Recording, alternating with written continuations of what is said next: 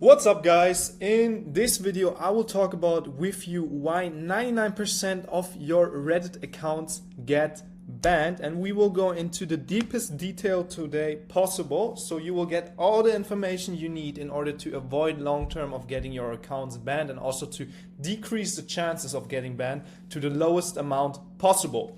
Besides that, I would like to quickly mention my free Telegram Insights group and my free networking group on Telegram, which is there for agencies to connect with each other, ask questions, ask me also about stuff when it comes to Reddit, where I'll give you answers. So make sure to join these two groups and I will link them down in the description. Let's start with the video now. The first thing which I see most agencies do wrong is not even having their general setup sitting correctly. So what is actually the general setup? First of all, the general setup includes what type of setup we use. For example, there's multiple options when it comes to setting up everything. But first of all, the first option, which I also personally use, is Glark when it comes to using cloud phones. So I use phones which are on my MacBook, but like basically recreate an actual phone. And this is what I use. Next thing which you can do is having jailbreak phones. This is also something a lot of people do nowadays. For me, it's not working because I cannot properly outsource it, but that's a different thing. I will go into the advantages and disadvantages in a bit. And then the last thing is anti-detect browsers, which for example, you can use Go Login for. Whatever, there's multiple options. When it comes to that, there's also what is there? Ads power, something like this. There's a lot of options. But for me, I use Go Login also because I started with it. And yeah, that's the reason I use it. But yeah, let's get into the advantages and disadvantages of each thing. The advantages with Glark is definitely that you can scale very, very fast, very, very high. This means that you can just create tomorrow 100 phones and create on each phone with a different proxy a new Reddit account which aren't connected to each other. So this means you can scale very, very fast, very, very high. The next thing is you can outsource it very well. Just like Go Login, you can give your VAs everywhere in the world access to these phones so they can work on them and post, for example, farm karma or do whatever interactions on the Reddit account. So this is also very, very helpful.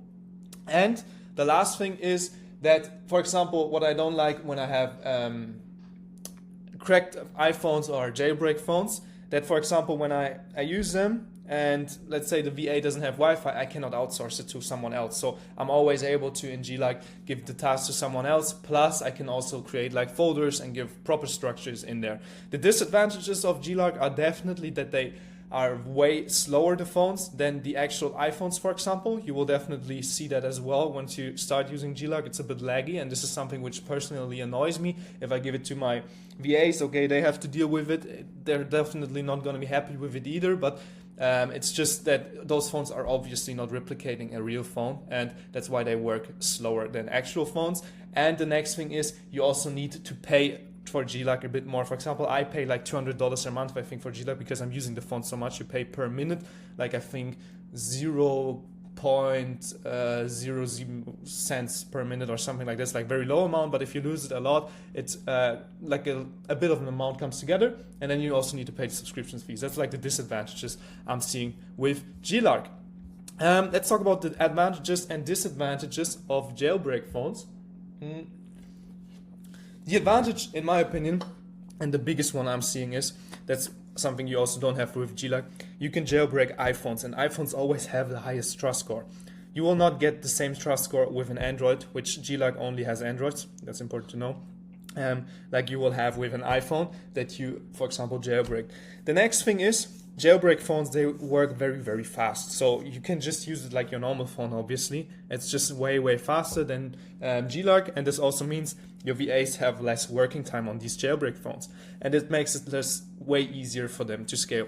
The disadvantages with jailbreak phones, like I already mentioned, is that you have not the possibility to, for example, when your VA doesn't have Wi-Fi connection, to just give the task to someone else. Like, you first of all need to somehow get him to jailbreak this iPhone. This is also the first thing a lot of people don't get done, because VAs obviously aren't the smartest people, and training them in order to cracking iPhones like kind of hard task. So if you get that done, the next thing is that you will sometimes face the issue that you will not be able to post because he doesn't have Wi-Fi. We know how it is in the Philippines, that there's very often this type of problems coming up. But this is like the disadvantages and advantages of jailbreak phones. And now let's talk about the last option, which is an anti-detect browser. This is basically what all of the agencies used 1 to 2 years ago.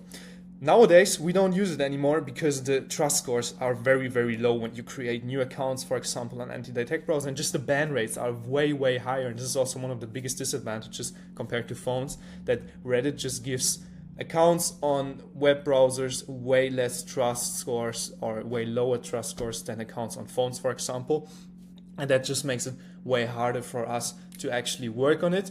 What the advantages are, it's also very easy to scale. Like, you can easily create 100 profiles, 100 different Reddit accounts, and you can also easily outsource this. Plus, it works way faster. It just works like your normal browser on your desktop compared to, for example, Glag, where everything is a bit laggy. So that's one of the reasons.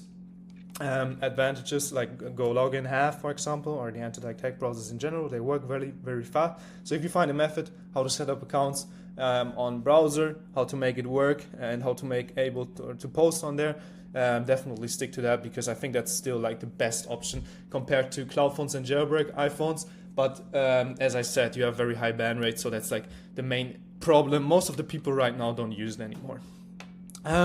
Let's talk about the second thing when it comes to your setup, and this is proxies.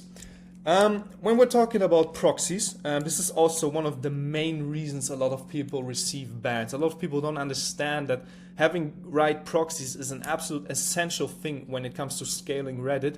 And how can you find providers that don't provide you with shitty proxies? What I can tell you up front is every proxy provider you're seeing in the group, or if you're even coming up with the question in one of the groups asking which proxy provider should I use, don't even ask it, because every proxy provider which will land in the group has already been overused. So those proxy providers don't usually work anymore. Maybe you find some IPs that haven't been used before, but just the chances in general are extremely low that you will receive high quality proxies that haven't been used for Reddit before. And the main issue with Reddit is if the IP has been used before and an account got banned on this IP, this IP is flagged, so we cannot use it anymore. So try to find a proxy provider which Reddit users normally don't use. How can you do that? I already made a video actually about finding the right proxies, but I will talk about this here again. And first of all, what you can do, what I like to do, for example, I just go on Google and write in proxies or proxy provider, something like this, and then I straight away go on the 10th side of Google, the 20th side of Google, and then you will find all these fucked up providers. Basically, no one wants to use because they all look so sketchy. But what you can be sure of, those proxy providers haven't been used for Reddit before. So 99% of the proxies you will get there are probably pretty much fine. Of course, you need to find a provider which is actually like working good. That's also one of the things you need to be aware of. And the next thing is that like a lot of proxy providers there are obviously sketchy. So yeah, you need to watch out what you're buying there, where you're putting in your credit card details. So obviously try to pay with crypto or something like that in order to keep your risk as low as possible. What you can possibly also do is to use, for example, your own hosted proxies. If you want to host your own proxy, you can do it with iProxy. I will not make a tutorial about that here because that's like very, very complicated. But you can create your own proxy with iProxy, and this is a way where you can definitely be sure that you will not receive any bans because of proxy probes, because those IPs never ever been used for it before. It is like the safest way when it comes to actually setting up accounts with your own proxy. Like, you cannot be better set up when it comes to proxies than with your own proxy. The last thing which we need to talk about is the account creation. And when we talk about account creation, there's a lot of there's a lot of things which you need to be aware of. And the first thing is that you have different options, obviously. You can purchase accounts, for example. What are the advantages and disadvantages of purchasing accounts? First of all, you need to differentiate if you buy accounts with Karma or without Karma. Let's say you buy accounts without Karma. You have the possibility to buy accounts that already have age. Age on the one side means more trust towards Reddit, so you have a higher CQS. Plus, you will be able to post in more subreddits, because a lot of subreddits have age or account age requirements. Means the account has to have a minimum age of 30 days in order to post in these subreddits. And this is something which you will have right away if you, for example, buy an account which has already aged. What are the disadvantages of purchasing accounts? The first thing is you will always have a proxy switch or IP switch, and IP switches aren't specifically like the reasons you get banned, but it's always a reason that increases your chances of getting banned. And what I like to do is to keep the chances of getting banned as low as possible no matter what I'm doing. And this is something where I'm increasing the chance of getting banned, and that's why I don't like purchasing account, because I'm increasing the chance of getting banned. That's why I like to, for example, create the accounts on my end, let them age on my end, and then farm them. And this is like one of the things why I don't purchase any accounts, because I always have a IP switch. If you should still purchase accounts, make sure to get the cookies and implement them, for example, in your anti-detect browser, and also make sure to ask the provider where did this account got created and try to find a proxy which is as close as possible to this location. And this is how I would handle purchasing accounts. If you want to create accounts yourself, you can do that many ways. I personally do it with Gmail. You can also do it with, for example, iCloud. I haven't tested out that much options, but there's a lot of options. You can also create accounts with phone numbers. I guess there's some better ones, some worse ones, but as I said, I like to create them with Gmail, and that's why I'm also sticking to that, because that's working for me right now. If you want to do it as well, yeah, just do it, and I think you should be fine. But this is like the key essentials when it comes to your setup. Let's see here. Those are like the key essentials of everything when it comes to your setup, and this is the things you need to be aware of. Next thing is why your account could get banned is your warm-up process. What are the reasons here that could cause account bans?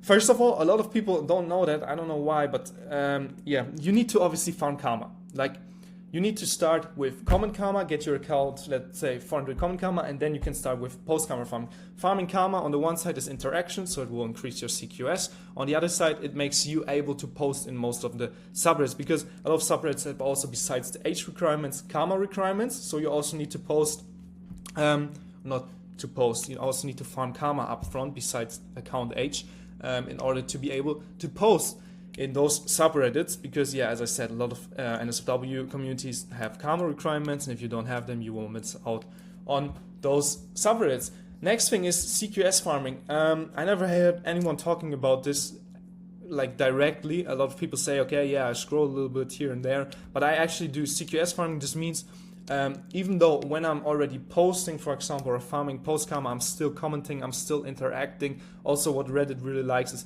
if you really have proper conversations. What most people do is just comment under a post and then leave it, get their upvotes, and that's it. But what I like to do is to actually then start conversation with those people, because this is what Reddit wants and sees in actual users. Because let's say you write a comment, it goes viral, you get a lot of questions underneath it. 99% of the Reddit users will answer those questions. If you're not answering it, it's like more of a bot behavior. That's why I like to also do this type of farming in order to increase my chances of getting a high CQS, and in order to like keep my accounts alive longer. And this is also something I do even though when I'm already posting NSFW content, having conversations under the in the comment section, and I would also recommend you doing this. The last thing is warming up when posting NSFW. This is also what some people don't do, not warming up the account proper.